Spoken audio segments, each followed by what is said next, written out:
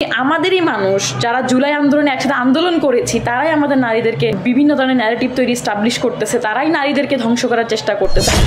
এই বৈষম্য বিরোধী ছাত্র আন্দোলনের প্রথমে সমন্বয়ক হিসেবে আসা, এরপর বৈষম্য বিরোধী ছাত্র আন্দোলনে যে কমিটিগুলো দেওয়া হয় সেই কমিটিতে চট্টগ্রাম মহানগরের মুখপাত্র হিসেবে দায়িত্বপ্রাপ্ত ছিলাম। আমি আসলে সবসময় নিজের জায়গা থেকে চেষ্টা করেছিলাম, সর্বদা চেষ্টা করেছিলাম নিজের যে দায়িত্বগুলো পালন করার। আপনারা দেখেছেন যে আমাকে নিয়ে আসলে অনেক ধরনের রিউমার, অনেক ব্যক্তিগত অ্যাটাক, আরও অনেক কিছু হয়েছে, তবে আমাকে কোনো কিছুই দমাতে পারেনি। তবে আজকের দিনে এসে আমি একটা সিদ্ধান্ত নিতে বাধ্য হচ্ছি। হয়তো বা আপনারা আজকের পর থেকে আমি ফাতেমা খানম লিজাকে হয়তো বা এই সেক্টর আর কখনোই দেখবেন না। এর কিছু কারণ আছে, সেই কারণগুলোর আগে আমি আসলে আজকে কিছু কথা বলতে চাই যে চট্টগ্রামের রাজনীতির আজকে এই অবস্থা কেন, চট্টগ্রামের বিপ্লবীদের আজকে এই অবস্থা কেন, চট্টগ্রামে আজকে এতটা হযবরল চলছে কেন, চট্টগ্রামে আজকের দিনে এসে কেন একে অপরের পিছিয়ে পড়ে আছে।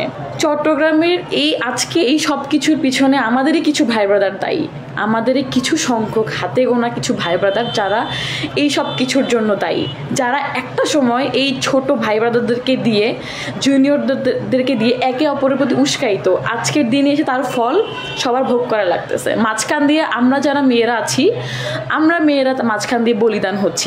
মাঝখানে ছাত্রলীগ বা আমাদের যে নব্য ফ্যাসিজমের যে সৃষ্টি হয়েছে তারা আমাদেরকে বিভিন্নভাবে তারা হ্যারাসমেন্ট করছে। বিশেষ করে ছাত্রলীগের বিভিন্ন পেজ থেকে চিটগাংয়ের এমন কোনো মেয়ে নাই যাকে নিয়ে কোনো হ্যারাসমেন্ট করা হচ্ছে না।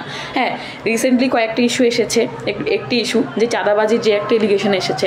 আমার কথা হচ্ছে, যদি চাঁদাবাজি করে থাকে তার যথাযথ প্রমাণ নিয়ে আইনি ব্যবস্থা নেওয়া হোক। তাই বলে সেই মেয়েটাকে নিয়ে যখন ছাত্রলীগের বিভিন্ন পেজ থেকে যখন তাকে বিভিন্নভাবে হ্যারাসমেন্ট করা হয়, এইসব একজন মেয়ে হিসেবে, একজন নারী হিসেবে আমি এগুলো কখনোই আমরা টলারেট করতে পারি না। বা আমাদের মানুষ যখন এইসব উস্কায়, আমাদের মানুষ যখন এই বিষয়গুলো উস্কায় দেয়, আসলে এই বিষয়গুলো সহ্য করার মতো না, বা এই বিষয়গুলো খুবই দৃষ্টিকটু।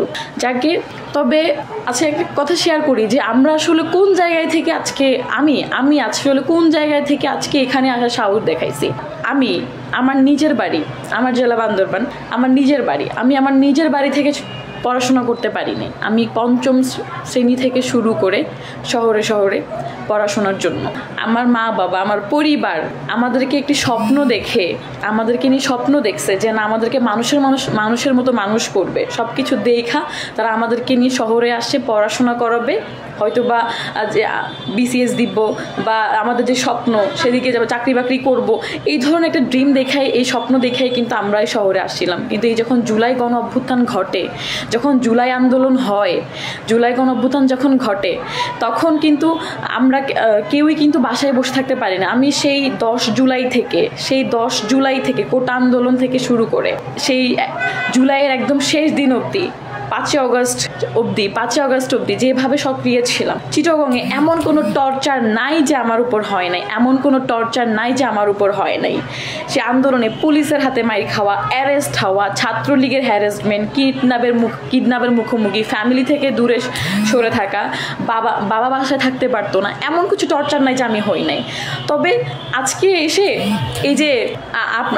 এসে যে এই বিষয়গুলো আপনাদের সামনে কেন তুলে ধরছি, কারণ আজকে আমি যেহেতু আজকে সিদ্ধান্ত নিয়েই ফেলেছি যে না, আমাকে এই জায়গা থেকে সরতে হবে, আমাকে এই জায়গায় আমি থাকতে পারবো না, তাইলে অ্যাটলিস্ট আমার মা বাবা হয়তো আর বাঁচবে না।